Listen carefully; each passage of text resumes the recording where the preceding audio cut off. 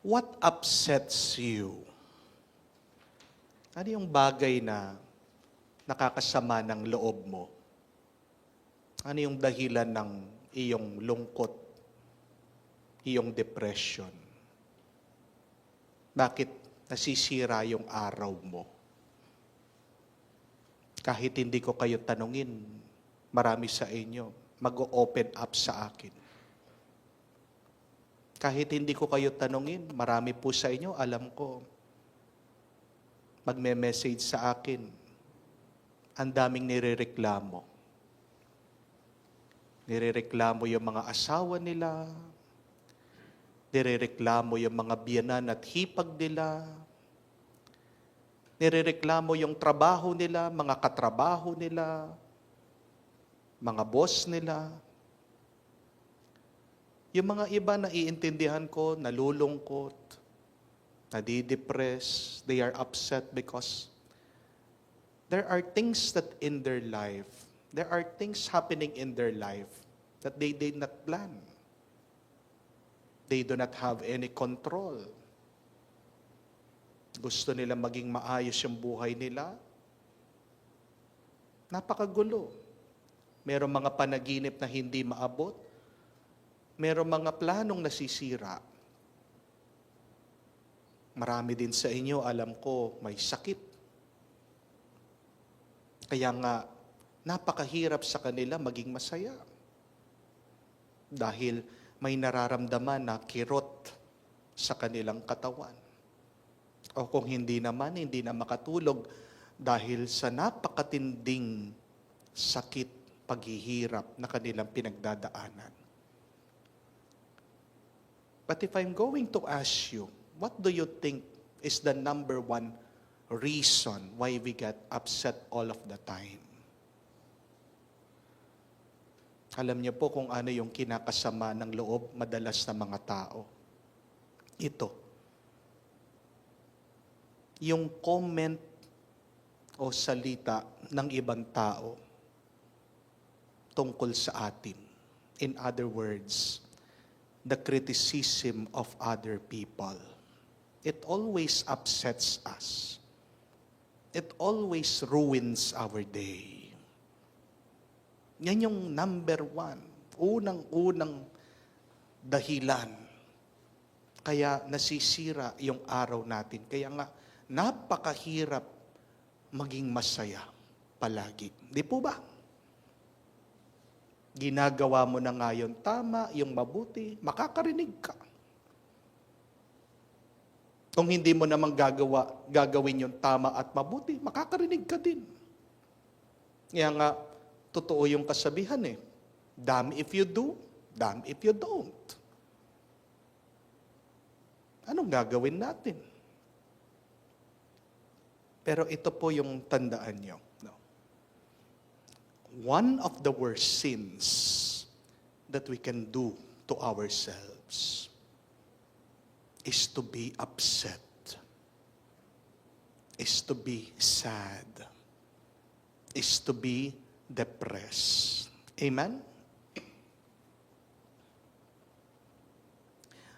Isang kasalanan yan sa iyong sarili. Pag sinisira mo yung araw mo, pag pinapabayaan mong sumama yung loob mo dahil lang sa mga naririnig mo na chismis tungkol sa iyo. Pero alam niyo pong mabuting balita. Napakadali na baguhin ang ating nararamdaman. If the worst sin that we can do to ourselves is to ruin our day, to destroy our happiness and peace, the good news is, it's so easy to be happy once again. Amen? The question is, how? Paano? It is as simple as choosing to be happy. Paano ka magiging masaya? Napakadali. Piliin mo lang. And that shift from being upset, sad, and depressed, it can be done with one click.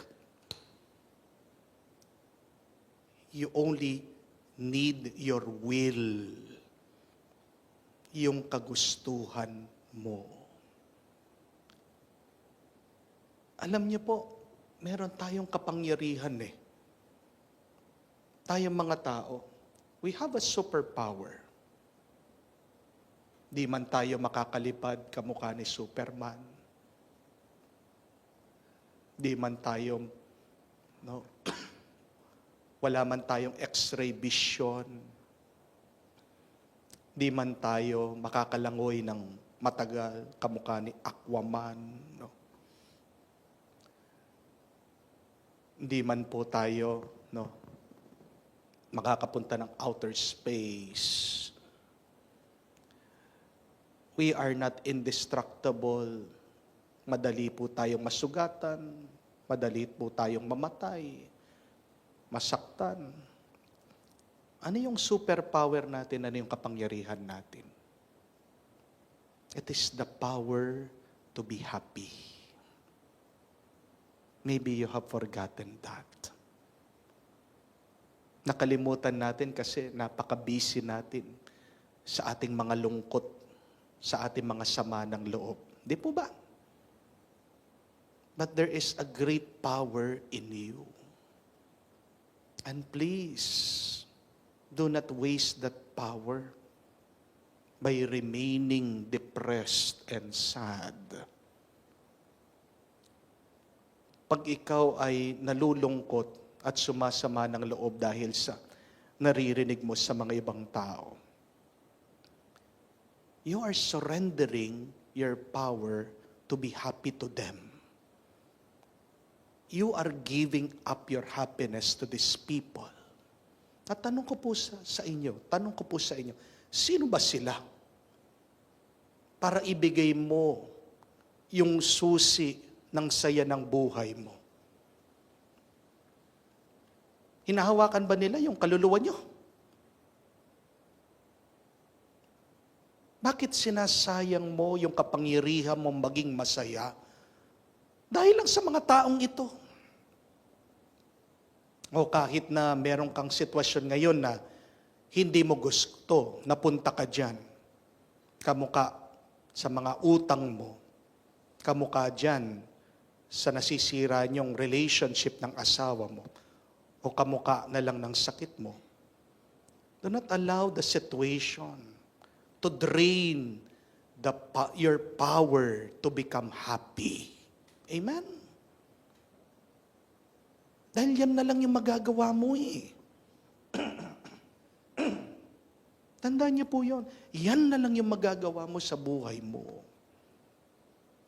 Kung wala ka ng control sa mga bagay-bagay sa buhay mo, sa pera man, sa business mo, sa relationship mo, dyan sa katawan mo, there is still one thing that you can control. And what is that? Your attitude. Your feelings. You have the power to shift your life from being miserable to joyful. From being unpleasant, upset, to being happy. Napakasayang ng kapangyarihan natin. Tingnan niyo po ang ating Panginoon. Siyang pinakahalimbawa natin. Sundan natin si Jesus. Ginagawa na nga niya, makakaya niya para matulungan ng mga tao maligtas sa kasalanan nila. Pinapaalis na nga sa mga tao pinapaalis na nga mga demonyo sa mga sinasaniban. Pinapagaling na nga yung mga may sakit. Nakakarinig pa rin ng mga comment, kritisismo, pagpuna sa mga ibang tao. Nung sabi nila, yung kapangyarihan daw niya nanggagaling sa demonyo. Pagkatapos, nakarinig pa siya, sinasaniban daw siya ng masamang espiritu. Siya na nga nagkakawang gawa. Siya na nga nagpapakita ng kagandahang loob sa mga tao. Tingnan niyo po, nakakarinig pa siya ng masama, paninira. But the question is, did the Lord get upset? Naging miserable ba siya? Na-depress ba siya? Affected ba siya? Di ba hindi? All throughout His ministry, Jesus experienced these people, encountered these critics, these people who did not like Him. Pero meron tatlong paraan ng ating Panginoon kung paano niya pinakitunguhan, how He dealt with this kind of people. First, He prayed for them. Di po ba? Secondly, He ignored them. Hindi niya sinagot yung mga paninira nila. Isa nga, malakad lang siya. Sa gitna pa nila. Maalis siya, iniiwanan niya. Pero pangatlo, narinig natin sa Ebanghelyo, sinagot niya, tinuruan niya. Use those three also. Whenever you experience and encounter this kind of people that may accept you, pray for them, ignore them, but it is also important to talk to them, to teach them. But do not get angry, do not get upset, do not be sad, do not become miserable. That is the reminder. Dahil tandaan niyo po ito, wala pong masama at mabuting tao. You may be surprised with that statement. Amen? Kasi paniwala natin, pag ang tao gumagawa na masama, masamang tao yan. Chismosa yan, marites yan, masamang tao yan.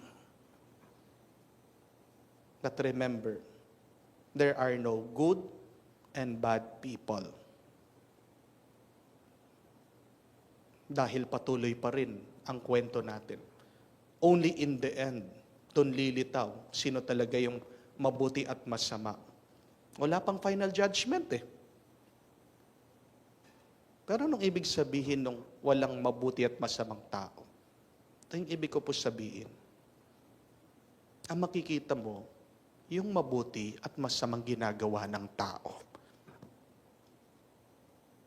For me, there are only two kinds of people. A happy person and a sad person. Amen? At mahalaga yan. Tandaan nyo yan. Tingnan nyo yung mga nakapalibot sa inyo. Tingnan nyo yung mga tao. Bakit mahalaga na malaman mo, makita mo, makilala mo, sino yung masaya, sino yung malungkot at miserable? Because a happy person will always make the good choices. Ang isang tao na masaya, palaging gagawa at gagawa ng tama. Amen? Ulitin ko po yun. Ang masayang tao, palagi pipili at gagawa ng tama at mabuti. Pero ang miserableng tao, ang malungkot na tao, palaging pipili yan at makakagawa ng mali, ng kasalanan. Si Padre Pio, siya yung po nagsabi. Padre Pio reminds us, do not allow sadness to dwell in your soul. Why? Because it will make it very hard for the Holy Spirit to act freely. Sabi po ni Padre Pio yun. Pag malungkot ka, mahirap na mabuhay at gumalaw ang Banal na Espiritu sa iyo. Kaya nga, pag malungkot ka, makakagawa ka ng kasalanan, makakasakit ka, makakapanira ka ng ibang tao. Amen? Kaya nga si San Pablo, paulit-ulit sa mga sulat niya, pinapaalalahanan ang mga komunidad, always be joyful, always be happy. Sabi nga niya sa sulat niya sa mga tao ng Pilipo, rejoice. And I say it again, rejoice. Rejoice always in the Lord. You do not need any reason to be happy. Pero sinasabihan sila, rejoice. Matuwa kayo. And if you need a reason to be happy, then look at the Lord. Amen? The Lord will make us happy. And when you're happy, you can do good and holy things. Amen? At tignan niyo po ang kapangyarihan ng tuwa, ng galak, ng saya. You would read this in Psalm 37. Sabi po niya, delight yourself in the Lord, and God will grant you the desire of your heart. Yun yung kailangan para ipagkaloob ng Diyos sa iyo. Yung iyong hinahanap, yung iyong panalangin, yung iyong dasal. You need to be happy. Your soul must be full of delight. May tuwa, may galak. Mahirap para sa Diyos ang ipagkaloob niya yung hinahanap mo kung malungkot ka, kung miserable ka, kung nagrereklamo ka. Amen? Kaya nga, let this be a reminder to all of us. God has given us already this great power. And what is that power? The power to be happy. Rejoice, be happy, and you will do good. Choose to be happy, and God will give you the desires of your heart. Huwag kang malulungkot dahil sa paninira ng iba. Huwag mong isusuko at ibibigay ang kapangyarihan na pagiging masaya dahil sa mga taong ito. Dahil kung palagi kang nasa Diyos at kung palaging nandiyan ang Diyos sa iyong buhay, sapat na yon para maging masaya. At pag may tuwa at saya ang iyong buhay, makikita mo, palagi ang pagpapala at makakatanggap ka palagi ng bendisyon sa Kanya. Amen.